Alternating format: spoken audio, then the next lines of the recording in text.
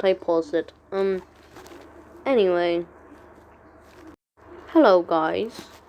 Welcome back to another video. I'm reacting to this. I know it's beautiful, right? Anyway, this was about cable. We don't really have that sort of thing no one really cares about that thing anymore, because, you know, like, YouTube and flipping crap like that. It's just, you know what I'm talking about. You know what I'm talking about. But anyway, let's start watching. Imagine if Netflix, YouTube, and Hulu... Not Netflix. I've been watching a lot of Netflix recently. Gee, not my Netflix.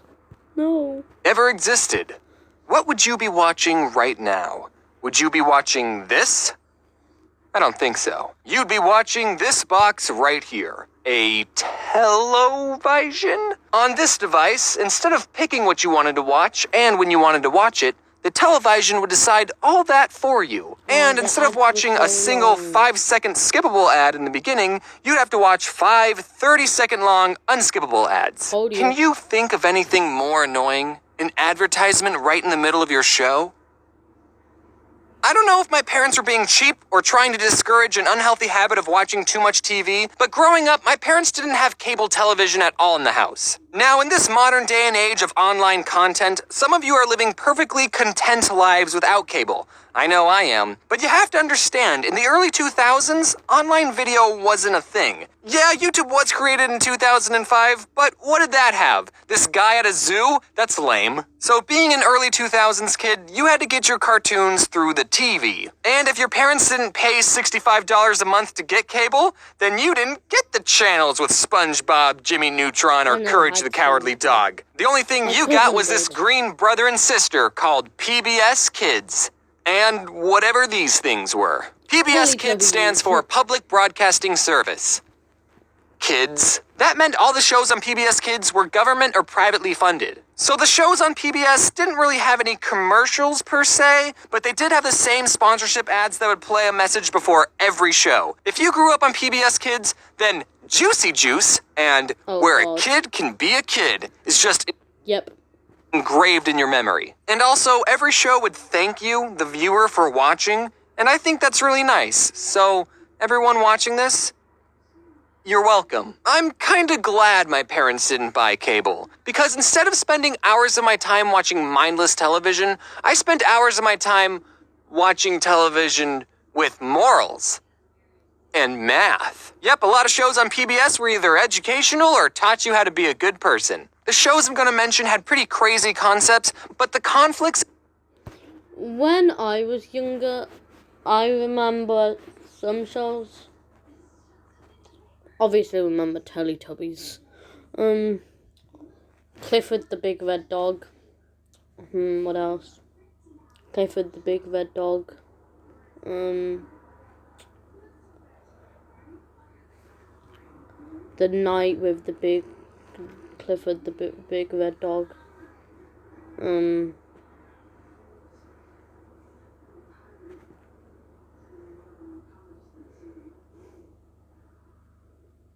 Clifford the Big Red Dog.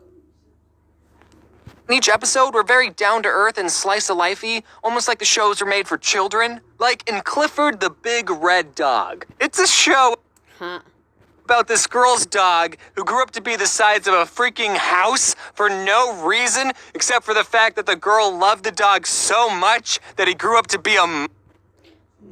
That poor cat. He's like, oh, you don't love me too. And that dog is just fucking Jesus. Monster? So that means if your dog is normal-sized, you don't love it enough. and it probably doesn't love you. So yeah, a giant red dog is a pretty weird premise, but the episodes were about everyday things. Like this blue dog feels bad that he tore up his owner's sweater, and his friends tell him to just be honest, and he does, and everyone's happy. Or the episode where this new dog moves into town, but he's missing a leg, and then Clifford and his friends have to learn that having 3 legs still means you can accomplish a lot of things any normal human can do. Dog. And I rate this show a 10 out of 10. Next is Dragon Tales, the show that made dragons kid-friendly. There's Org, he's the biggest, not so brave of heart. There's Cassie, she's so shy, but so very smart. There's Zack and Wheezy and their tales of fun, 'cause you know 2 heads are better than 1. Dragon Tales, it's almost time for dragons. The show was pretty similar to Clifford. The characters would spend an episode... And I rate this show a 10 out of 10. Next is Dragon Tales, the show that made dragons... Oh wait, I want to see that. Jesus Christ. Oh, they look kind of cool. That made dragons kid-friendly. Oh, but they look really scary there. Fucking hell. Okay, phew, there's not a dragon outside my house, okay.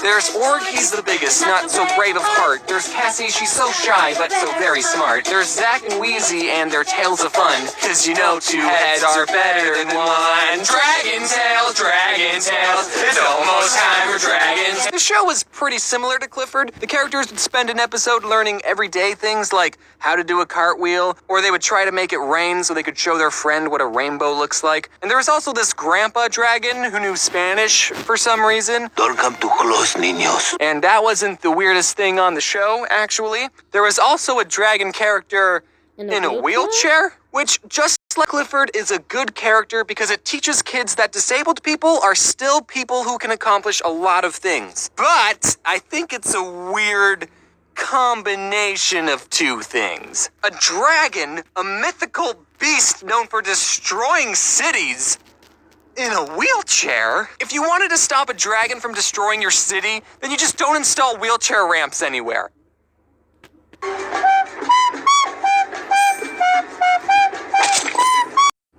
I should stop talking. I rate the show a 10 out of 10. Now let's talk about Arthur. Here's some fun trivia. Arthur is supposed to be an aardvark.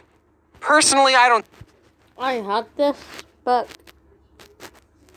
when I was a wee lad, when I was a kid, yeah, I'm a kid.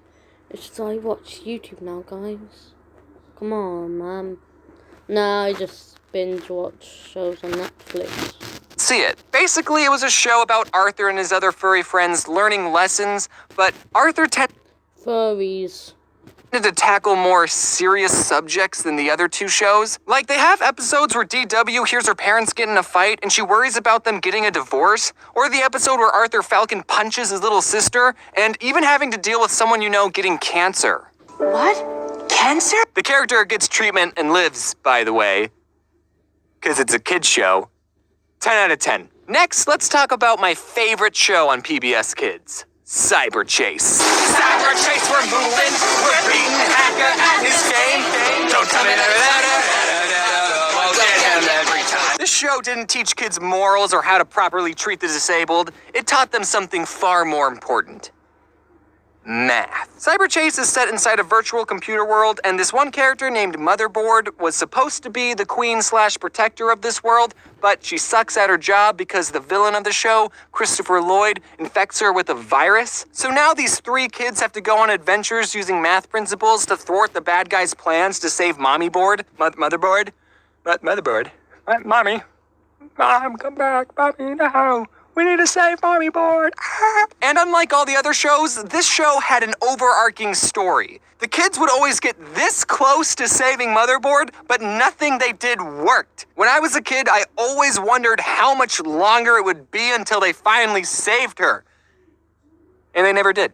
The show's been going on for 16 years, and they're still learning new math principles trying to save Motherboard. I think they're at calculus at this point. The show is teaching you slower than an actual school. What kind of a show makes you wait 16 years for a conclusion? Cyber Chase does, and it's one of the best shows ever created. 10 out of 10. One last show I want to bring up is called Caillou. All you need to know about Caillou is that He's such a spoiled little crap. He has like his own theme song, and Jesus. He's just a brat, man. Dumbass kids. I hate him. Caillou is a 4-year-old and a demon. He Same idea as me. Thank you. constantly throws a tantrum whenever he doesn't get his way. Even in his theme song, he mentions how much of a brat he is. Growing up is not so tough, except when I've had enough. And then he's crying like a child. Well, you're gonna have to grow up, Caillou. The world doesn't revolve around you. Now you might be thinking, Okay. I hate Caillou too. It's just, jeez, man. He's a kid. He's a kid, James. Poor kid. James, this kid is 4 years old. Of course he's going to be a brat. And I agree, but a big problem with Caillou isn't the fact that he's a brat, but it's with his spineless parents. Caillou's mom just lets him get away with everything. Whenever I misbehaved, you know what happened to me? I had to go sit in the timeout corner. You know what happens to Caillou? Nothing. Not once does Caillou ever get punished. It's always his mom just being like, Caillou, what you said wasn't very nice. Now go behave, okay? 0 out of 10 with the show with just the humans. I hate it. I just realized that all the shows One Punch Man. That's beautiful.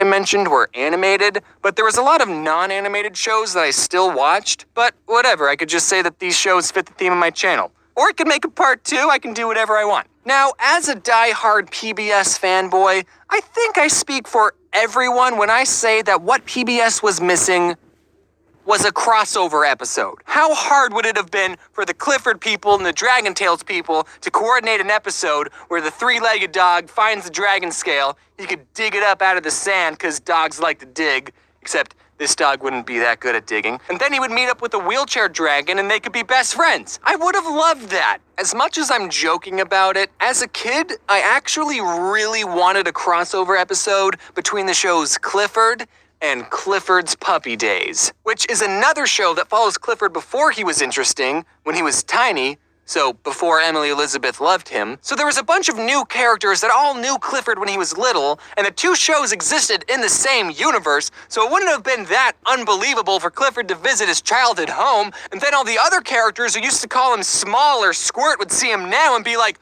wow! What the f*** happened to you? You see, it's funny because it's a kid's show and you wouldn't expect them to say that. I waited patiently for that crossover episode, but it never came. But at least I have fan fiction. George, he wagged his tail and smiled. Clifford, it's so good to see you. He nuzzled him as a greeting. Nice to see you too. It's been over 7 years since I last saw you. Yeah, it had, Clifford said happily. George turned his back to the hill. Here I come. There's no quotation marks, by the way. He got ready to tackle him. He punched George off, and they rolled down. Then, when they got to the bottom, George pinned Clifford, who was panting. The three looked at the two of them, who seemed to be having a staring contest, so they decided to go somewhere else. Both laughed, and Clifford got off of him. He sat down and waited for George to stand up. So, what are we gonna do? The red dog said while quickly getting into a playing position. Okay, that's enough. Hello everyone, I'm back. Did any of you watch these shows? If you liked the video, go check out some of my other videos, because they're pretty good. I try on them. I'm not saying I'm good, so I try. Okay, just try. I'm not good at it. But if you want to, well, go check out, I don't know, the Dino War series or the Hungry Dragon series, or part 1 of the stupid crap.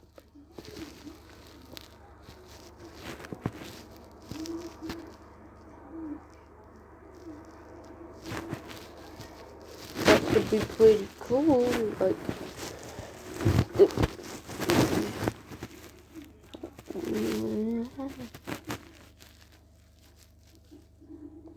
you could.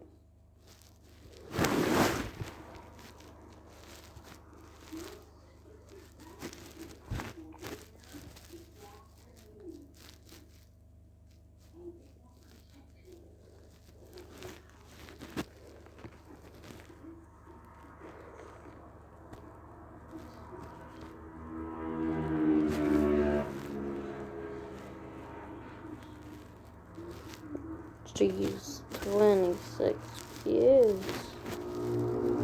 I mean,